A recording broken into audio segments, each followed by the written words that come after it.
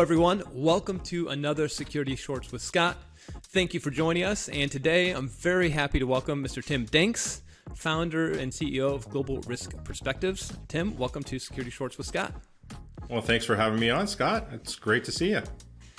Tim, I'm actually excited about this one because we tend to focus a lot on security's technical components. You take a very different approach, especially for the small, medium enterprise, which we'll talk about here in a second.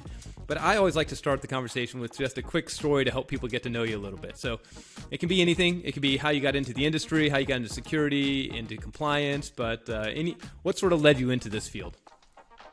Sure. Well, it's interesting. I was in telecom for the better part of my career, and working on the services side, it's all about managing risk in delivering services and so on.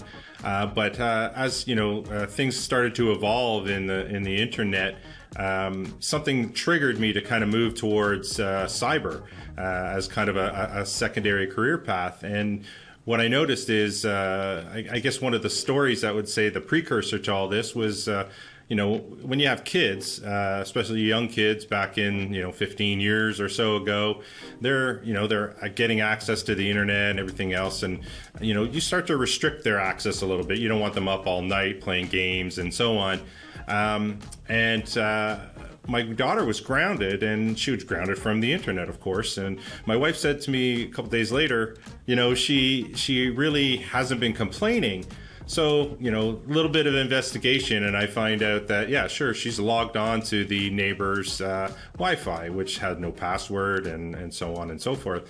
Well, this is my first foray into teaching someone else and trying to help someone else understand security. And I talked them through it, and lo and behold, the next day she's complaining a lot about having no internet again. So that's awesome. The joys of parenting. I like it because she was technically savvy, but she hadn't quite figured out how to do the social proofing to make sure that she didn't get caught. So yes, absolutely. So Tim, obviously your background is security and also governance and compliance and risk frameworks. And so we're going to spend time today talking about frameworks. And I'm just going to tell you right now, our audience, you mentioned the word framework, and the small, medium enterprises immediately do not like that term. So I guess just lead them into it. Why is frameworks not a dirty word to the small and medium enterprise? Well, actually, the way I look at frameworks is it's actually should be a helpful thing for small and medium enterprises.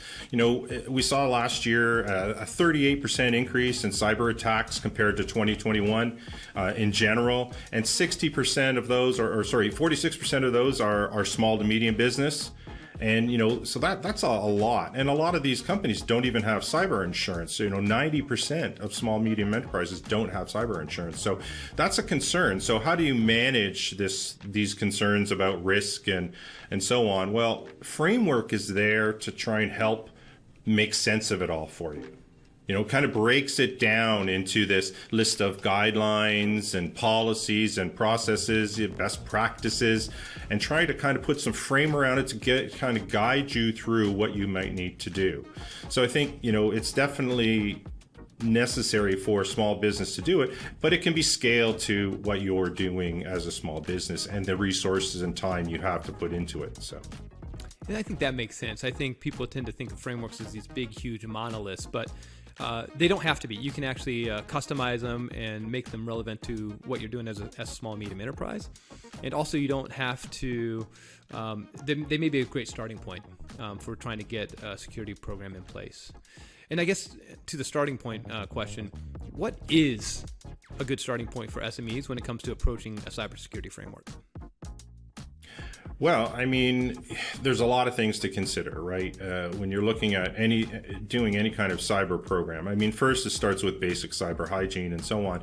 But when you start to consider, how can I implement a framework that will help me understand all the risks in my network and in my business? And I think when we look at all these different frameworks, as you mentioned, there's a lot of them that are let's call it very complex, right? We have ISO 27001, one of the most well-used, kind of well-known out there. But that's for companies, that is really something that companies with a lot of resources can utilize and can put a lot of effort into. But then there's other frameworks that are let's say, simplified and put into a level that can be more easily adopted. I like the NIST cybersecurity framework myself. Especially for small and medium business. It's a good starting point. It kind of gives you a pretty clear structure. It kind of gives you an idea of what you need to do without getting down into a level of granularity that's just too deep for many small companies. But it gives you that framework, that guidance, and kind of that blueprint or roadmap of what you need to do for your business. So Tim, I know you mentioned NIST. It's a super common framework in our industry. Some people think it's maybe a bit overwhelming. Do you think there's a part or a way of structuring NIST or any other cybersecurity framework that allows you to get the biggest bang for your buck, where you say, well, if you'd handle these sections first, that's your way to go about it, and maybe it's not structured that way. Maybe that's why they use someone like yourself. I think even the NIST cybersecurity framework, it does kind of break it down a little bit. It puts it into kind of easily digestible chunks, but you still have to understand all the different nuances that come into play. For example, is your industry regulated in some way for a certain framework or for a certain set of compliance requirements? Are there legal compliance? Is there finance compliance? If you're in the healthcare industry, is there, HIPAA requirements and so on. So the thing is, you've got to look at a pretty big picture to understand, what's applicable. And then you can go and take a look at the frameworks and say, okay, well, this framework covers, this particular area very well. It covers my industry. It covers most of my needs. And, one of the great things about most frameworks is they have what's called a crosswalk, where it will tell you, this is applicable to this compliance standard, and it'll map these different things for you to tell you how you can use it. NIST is one of the most commonly crosswalked, as well as ISO and, COBA and a few others. But I think that, if we look at it from a small, medium enterprise, I really like that NIST structure, because it's pretty simple. It's easily adapted to your own business, and you can scale it, meaning you don't have to do every single part of it to get started. You can take certain chunks, focus on those, and then over time improve your cyber posture by implementing and addressing more and more of the framework itself. So. Perfect. Tim, I like one thing you brought up there. So most of our customers operate in spaces where they're just trying to have good security. But some of our customers are operating in spaces that have regulatory frameworks of pick it, PCI, HIPAA, GLBA, whatever. And so the crosswalks are very important. And we always talk about trying to put the connective tissue between the security program and the underlying regulatory bodies or the underlying needs around cyber insurance. What do you sort of see this maybe evolving to, or when you think about small, medium enterprises, is this going to get easier for them to sort of, work their way through some of these regulatory rules, or do they just need to get used to frameworks right now because they're probably going to have more of them in the future? Well, I think, to your point, the frameworks are a way to kind of tie all these things together, right? You're going to have a variety of different changes in laws, regulations, and so on over time, and different industries will be affected differently as time goes on. And all of these new laws, every time a new law comes up, it's pretty quickly crosswalk mapped kind of to the existing frameworks out there. And as I said, they're all mapped across a variety of different regulatory and legal compliance. So I think there's a lot of opportunity to use that. I mean, if we look at, for example, GDPR in Europe and how that privacy law has affected, the global industry, I think that has really stepped up the requirements on privacy from a global perspective. And that's something that can be crosswalked as well into NIST or ISO or whatever framework you do choose. Got it. Okay.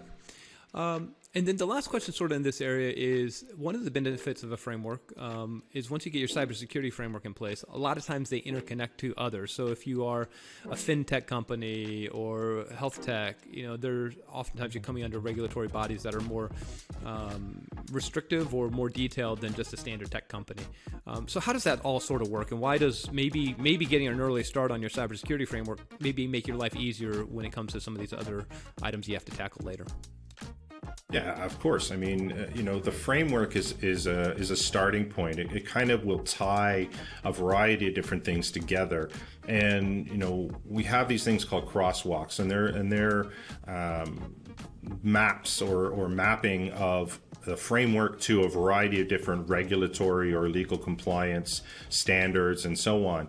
And so, having a framework to start with is a good place to go, because I think as your business develops and as you scale your business and you come under more regulatory requirements or legal compliance, and of course we know legal and regulatory is changing on a constant basis. As those things evolve, then your business can adapt fairly easily if you have a set framework and then it's mapped to that framework. So a lot of times what you've done in a framework and under the guise of a cybersecurity framework will help address many of those issues as well. So it all ties together, and it just kind of gives you that grounding that you need to build your cybersecurity program. That's perfect. Again, I know a lot of SMEs are a little nervous about the word framework, but the real goal there is to make their life easier, allow them to get through their priorities in a faster, more efficient manner. Yeah, so, absolutely. Tim, thank you very much for coming on, talking about the regulatory and framework topic that candidly it needs to be known in the SME space. This is something that's really, really important to them, and it takes away a lot of the scariness of trying to get a good security program in place and gives them some direction. So I really appreciate the time. Absolutely, Scott. Thanks for having me on. It's great to talk to you again, and we'll see you soon. Thanks. Thank you, everyone, for joining for another Security Shorts with Scott. Thank you to Tim for filling us in on a very important topic, which is frameworks. Makes your life easier. And as always, come find us at soulcyber.com or at scott@soulcyber.com. Thanks.